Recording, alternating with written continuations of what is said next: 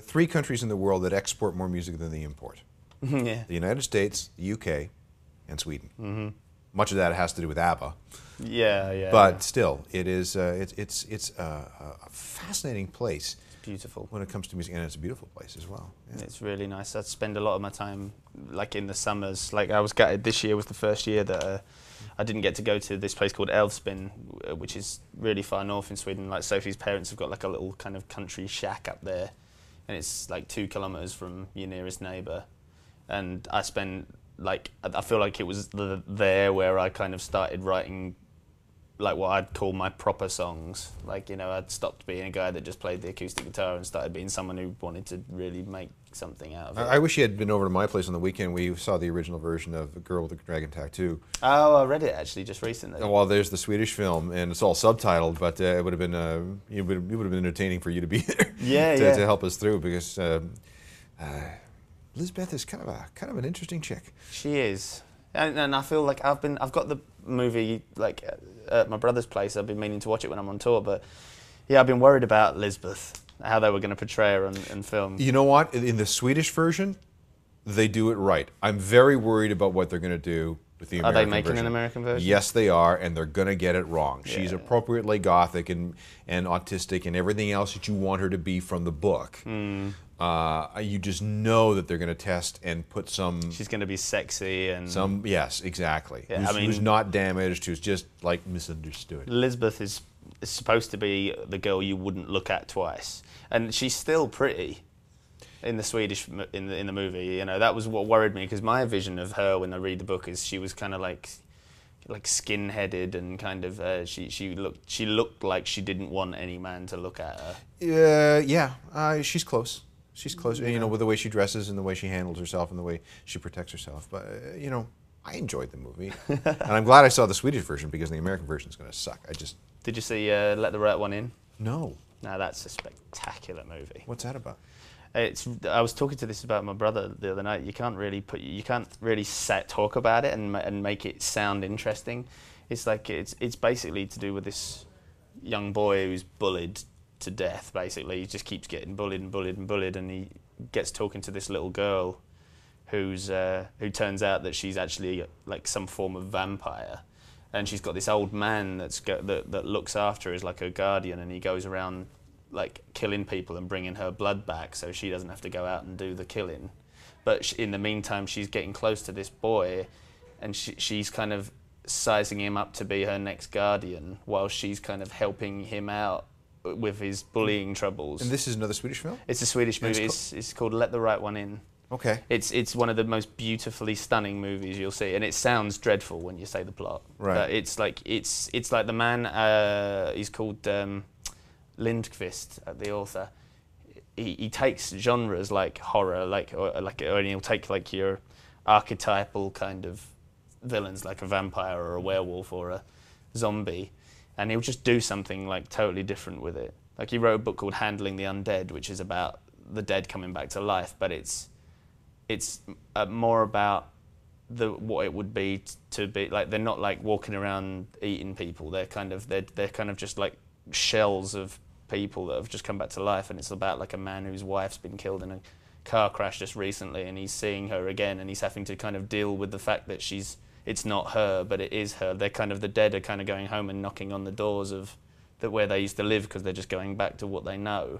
It's really interesting. See, this is what happens when you have a country with a small population based very far north and a lot of darkness in the winter. Yeah. And it's okay if these are some of your favorite films. It starts to explain the album just a little bit. I like the macabre. I find it an interesting thing. I mean, I take no pleasure in taking part in the macabre, but as an observer, yeah, I think it's fascinating. We're all morbidly curious about stuff. Next record, I want a song about zombies. It's kind of We Could Use Your Blood. All right. Yeah. Oh, yeah. I guess perhaps. Okay. But they're not kind of zombies in that way. Once Right. again, they're more like emotional zombies, I think. Right. If that makes sense. What are your plans for the rest of the summer?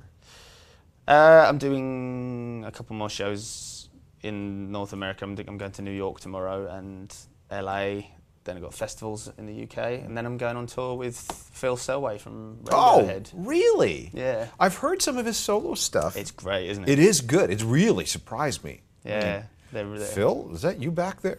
Good voice. He really does have a good voice. So I know that Tom was out on the weekend. He played 1 or 2 new Radiohead songs at a festival in the UK, and Phil's off doing his thing. I guess Johnny's been doing his the body song stuff. yeah, the body song stuff and some soundtrack stuff. So eventually we'll get a Radiohead album. But that'll be interesting going out with Phil. I'm looking forward to it. I really am. I mean, and it's nice, like, without like on camera making it sound like, ooh, look at me. But I mean, because I'm just like a small time guy at the moment. I'm well aware of where I'm at in my career. I'm working hard to get somewhere. And so when you find out, like, I was on tour with Wild Beasts in March, like that's who I'm on tour with now as well. And in March, like, I got an email from Ed O'Brien because he'd heard "Keep Your Eyes on the Road," which was one of the songs that I did today, and like saw the video because we did like a Sledgehammer homage, you know, the Peter Gabriel video.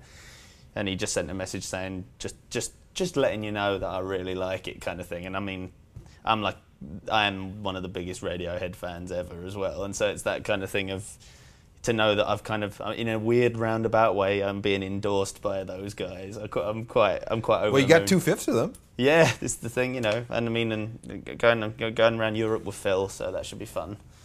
So I'm really looking forward to it. Well, good luck with that. Thanks, I hope it works out well. I really did enjoy the record, or do enjoy the record.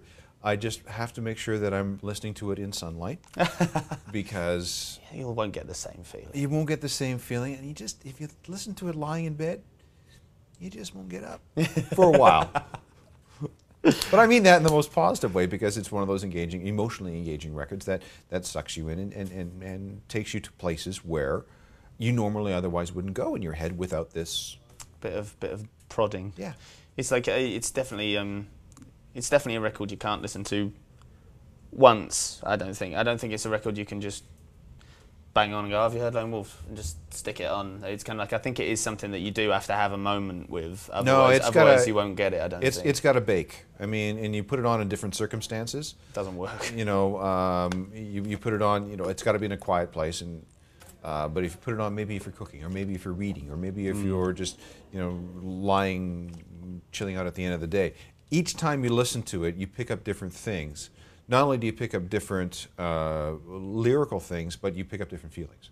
Oh, that's nice. Depending on the circumstance in which you're hearing it. Oh. You hear one thing in the car, you hear another thing, in the living room. Oh, that's good to know. No, it's nice to know that that I'm used to being kind of interviewed and someone reads the press release back at me. You know what I mean? So it's nice to know that someone's actually paid a lot of attention to it. Well, it's funny. It's almost like listening to a different record, even though it's the same thing, but you're listening into different environments. You don't find that very often. You Thank you really very don't. much. So good luck with it. And good luck with the Phil tour. And I got to get that Swedish movie now, because I'm fascinated. Let the right one in. I do like vampires and zombies. Oh God, don't we all? Well, I hope we do. Here's a movie tip, and I know it's a Brad Pitt movie. Have you ever read The Zombie Wars? No, I haven't. Okay. This is all on camera. I love this. The fact that we're just sitting talking movies. These guys over here are just like, oh, shut up, man. It's like an oral history. It's either The Zombie Wars or World War Z. I can't remember which, but it's an oral history of what happened looking back when the Zombie Wars began. And Brad Pitt starring it, and they're making it into a movie. And I have a theory about Brad Pitt movies. If it's a film in which he gets beaten senseless, like Fight Club or Snatch, Inglourious Bastards, it's a good movie. Brad Pitt movies where he doesn't get beat up, I don't want to see. That's a good theory. I like that. And if it's a zombie movie, he's got to get beaten up. Yeah, well, at least bitten. Well, you would hope. I mean, I love that guy though. I think Brad Pitt's actually like he's got a side of him that it shows that he is an awesome actor with a good taste. Yes. But then every now and then he takes the paycheck. Yeah, well, I mean, Troy. There you go. What are you doing? You don't have to say anything else. Oh God. Or what was that? Legends of the Fall. Yep. Forget it. Yeah, it's like I didn't mind Benjamin Button, but I don't know. Too cute. Give me Fight Club. Yeah, you're right. You know, that's an awesome movie. It's one of the best. So there you go. All right, good to meet you. You too, man. We'll talk again soon, I hope. Yeah, I'm sure we will, but maybe after these cameras go off.